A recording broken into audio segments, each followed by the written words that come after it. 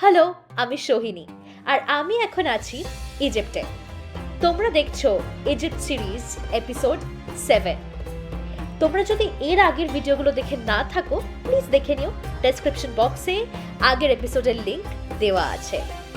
আর দেরি না করে এই ভিডিওয়ে ফেরা যাক, কারণ এই ভিডিওয়ে আছে একটা স্পেশাল জিনিস। আমি তোমাদেরকে নিয়ে যাব লোহিত সাগর, রেড সিতে।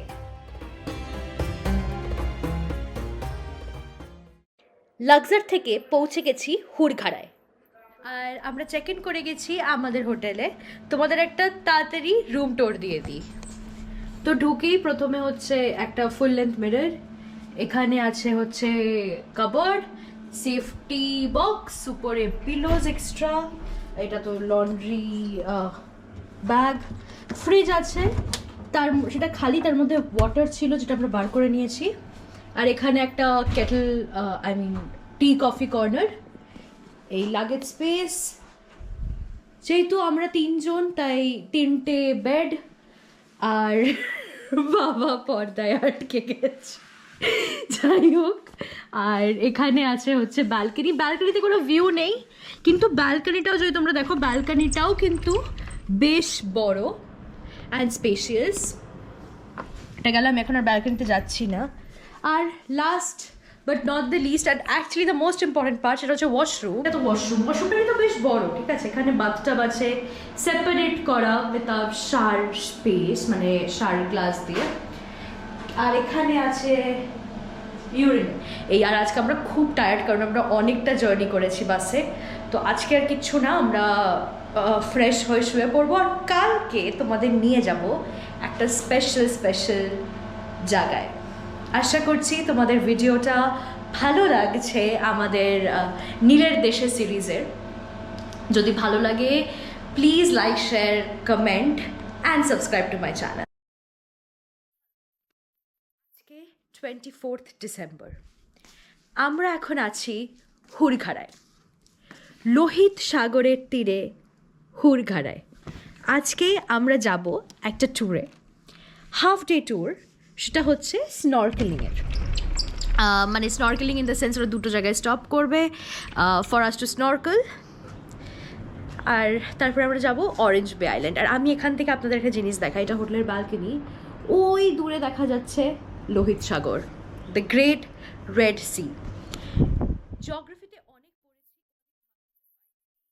দেখতে পাবো, কিন্তু সেটা হচ্ছে। আর আজকে আমরা ওর উপরেই সেলিং করতে যাচ্ছি। So super excited. এখন বাজে সকাল 7টা, চট করে ব্রেকফাস্ট করে নেবো, কারণ 7:30টায় আমাদের হোটেল থেকে পিক আপ করা হবে। আর আপনাদেরকেও আমাদের সাথে নিয়ে যাব। আরেকটা কথা, এই ট্যুরটা কিন্তু আমরা বুক করেছি ভিয়েটার থেকে। আমাদের পার পার্সন 1500 টাকা মতো করে লেগেছে, আর এর পরেও লাগবে $5 ন্যাশনাল পার্ক ফি। আর একটা জিনিস আমি বলে দিই, আমি হয়তো আগেও বলেছি, ইজিপ্টে কিন্তু সব জায়গায় ডলারও ওরা নেয়, মানে খুব ভালোভাবে ডলার ওয়াইডলি অ্যাকসেপ্ট করে। তো আপনি যতটা কারেন্সি আনছেন, মানে পুরোটাকেই আপনার ইজিপশিয়ান পাউন্ডে কনভার্ট করার দরকার নেই, কারণ পরে যদি আপনার কাছে এক্সট্রা থাকে, আপনি কিন্তু সেটাকে যখন কনভার্ট করবেন আইএনআরে বা ডলারে, ভালো রেটস পাবেন না। তো ডলারে রেখে দিন, খুব সামান্য অ্যামাউন্ট ইজিপশিয়ান পাউন্ডে কনভার্ট করুন, ঠিক আছে। আর বেশি কথা নয়, আমি চট করে ব্রেকফাস্ট করেই আমরা বেরিয়ে যাব অরেঞ্জ বে আইল্যান্ডে।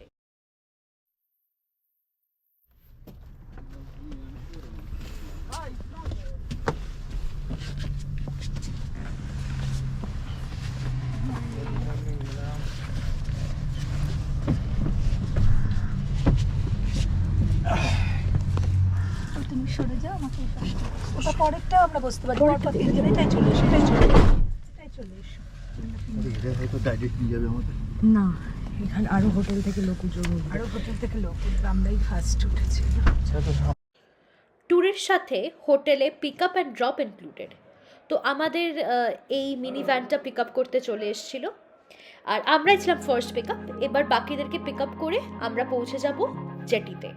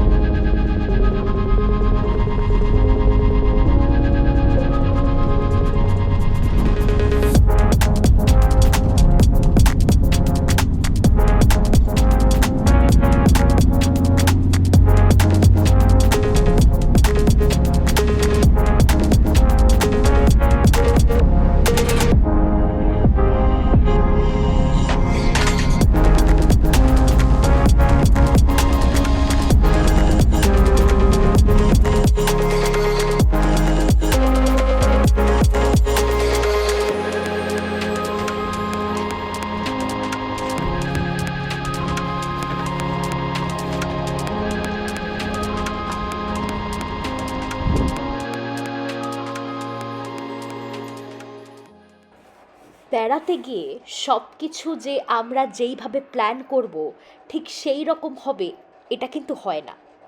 আমরা খুব এক্সাইটেড ছিলাম এই ট্যুরটার জন্য, এই স্নরকেলিং ট্যুরটার জন্য ওভার দ্য রেড সি, কিন্তু আমাদের যে বোটটা করে যাওয়ার কথা সেটার একটা টেকনিক্যাল ফল্টের জন্য এই ট্যুরটা ক্যান্সেল হয়। আমরা বোট অবধিও পৌঁছে গেছিলাম, আমরা বোটে অনেকক্ষণ ওয়েটও করেছিলাম, কিন্তু শেষ অবধি এই ট্যুরটা হয়নি। আর ওরা কিন্তু আমাদের পুরো রিফান্ডও দিয়ে দিয়েছিল, আর ওরা বলেছিল যে আপনারা যদি আর একদিন হুড়ঘাড়ায় থাকেন আপনারা পরের দিন এই ট্যুরটা আমাদের সাথে করতে পারেন। কিন্তু আমাদের যেহেতু হুড়ঘাড়ার প্ল্যানটা একদিনেরই ছিল, আমরা সেই ট্যুরটা কিন্তু করতে পারি। যাই হোক, তখন একটু মন খারাপ হলেও মানে ইন দ্য ব্রডার পিকচার ঠিক আছে, কোনো ব্যাপার না, এগুলো তো হতেই পারে, তাই না? তো আমরা ওইখান থেকে আবার আমাদের হোটেলে ফিরে এসে, আমাদের হোটেলটা যেহেতু একদম রেড সির পারে, এবারে আমরা যাচ্ছি রেড সিতে এনজয় করতে। হুড়ঘাড়ায় ম্যাক্সিমাম হোটেল, অ্যাকচুয়ালি হোটেল বলবো না, রিসর্টগুলো রেড সির পারেই থাকে, তার ফলে তাদের একটা প্রাইভেট বিচ থাকে। আর মোটামুটি সব রিসর্টেরই একটা ব্যাপার আছে, unlimited soft drinks, hard drinks, আর এগুলো কিন্তু একদম ফ্রি। তো তোমাদেরকে একটু আগে যে পুলের পাশে কাউন্টারটা দেখালাম, সেইখানেও তোমরা যাই ড্রিঙ্কস নেবে না কেন সবই ফ্রি। তো এটা একটা খুব ভালো ব্যাপার। ইনফ্যাক্ট প্রচুর লোকাল ইজিপশিয়ানসরা এখানে আসে অন আ ভ্যাকেশন, তো সত্যি খুব ভালো। আর এই বিচের জায়গাটাও দেখো কি সুন্দর করে সাজানো।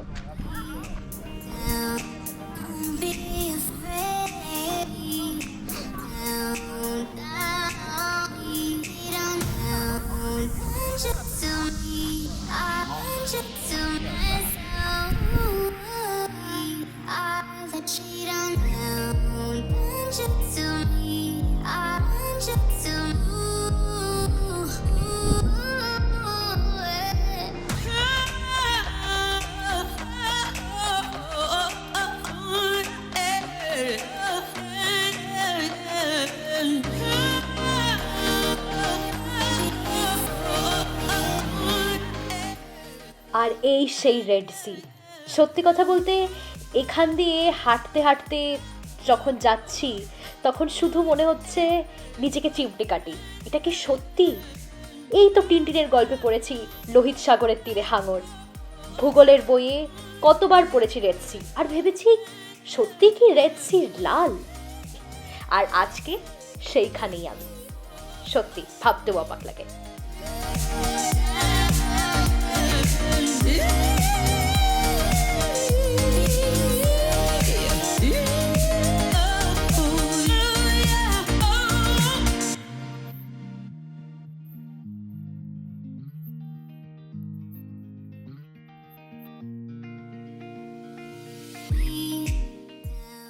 শুরুর দিকে মনটা একটু খারাপই ছিল, অনেক অপেক্ষার পরে এই স্নরকেলিং ট্যুরটা বুক করেছিলাম, খুব ওয়েটও করেছিলাম পুরো ট্রিপে স্নরকেলিং করব, কিন্তু সেটা তো তোমাদেরকে বললামই হলো না অ্যাট লাস্ট।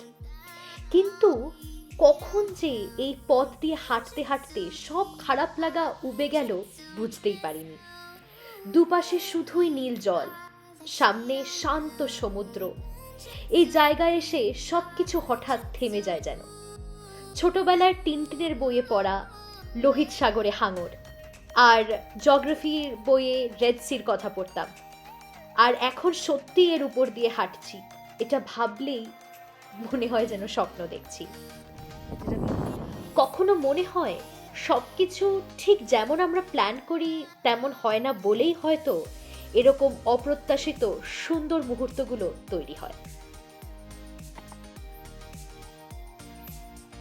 ব্রিজটা দিয়ে হাঁটতে হাঁটতে এরকম মাঝে মাঝেই অনেক সিঁড়ি আছে যেগুলো ডাইরেক্ট জলে নেমে গেছে সুইমিং এর জন্য, আর এগুলো কিন্তু সব কোরাল রিফ এরিয়া। তো এই যে তোমাদের লেখাটা দেখালাম যে তোমরা এখানে সুইম করতে পারো, আর নিচে কোরাল রিফস আছে, তাই বলা আছে টু নট টাচ। আর জলটা তো দেখতেই পাচ্ছ, একদম টলটলে স্বচ্ছ পরিষ্কার জল, দেখেই মন ভালো হয়ে যায়। তোমাদেরকে আরেকটা মজার কথা বলি, রেড সির নাম রেড কেন? জলটা তো নীল, তাহলে? আসলে একটা মতে বলা হয় এখানে মাঝে মাঝে যে বিশেষ ধরনের শৈবাল জন্মায় সেগুলো জলকে লালচে আভা দেয়, তাই এই নাম। আরেকটা ধারণা অনুযায়ী প্রাচীন সময়ে দিক নির্দেশ করতে রং ব্যবহার করা হতো, আর লাল মানে ছিল দক্ষিণ দিক।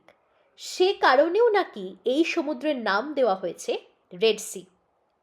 যে কারণেই হোক, এই সমুদ্রের জল কিন্তু একেবারেই লাল না, এটা নীল, গভীর আর অসীম শান্তির।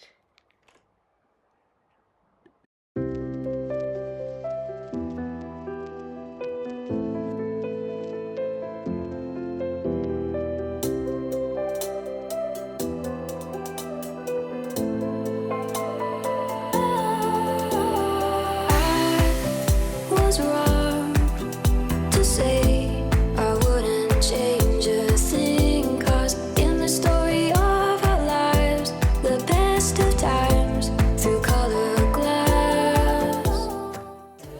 অনেক সময় হয় তোমার চারপাশে সময়টা যেন থেমে গেছে,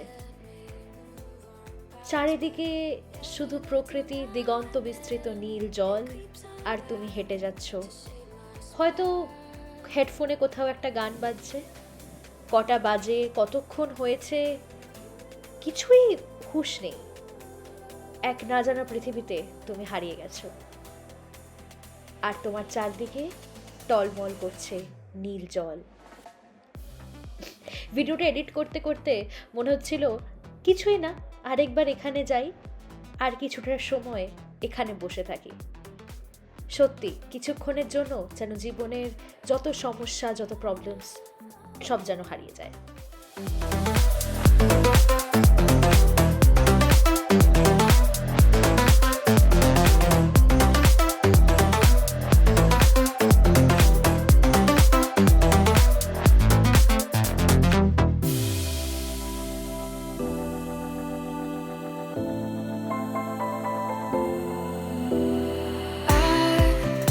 Was wrong to say I wouldn't change a thing, 'cause in the story of our lives, the best of times through color glass.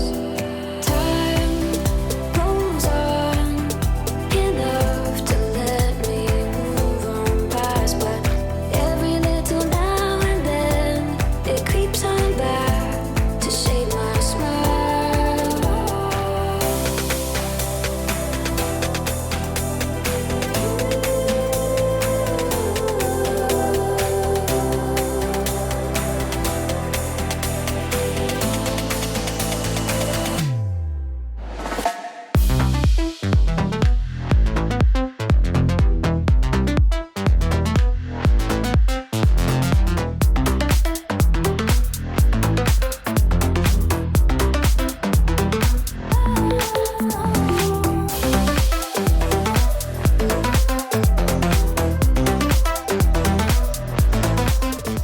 আমাদের আজকেই হুড়খাড়ার থেকে ব্যাক করা, তাই এইখানে যখন আমরা হাঁটছিলাম আমি সুইমিং কস্টিউমটা নিয়ে আসিনি, তাই আর জলে নামিনি। কিন্তু তোমাদেরকে একটু ক্লোজ আপ করে দেখাচ্ছি যে জলের নিচটা কতটা পরিষ্কার। নিচের যেই কোরালসগুলো আছে উপর থেকে ক্লিয়ারলি দেখা যাচ্ছিল।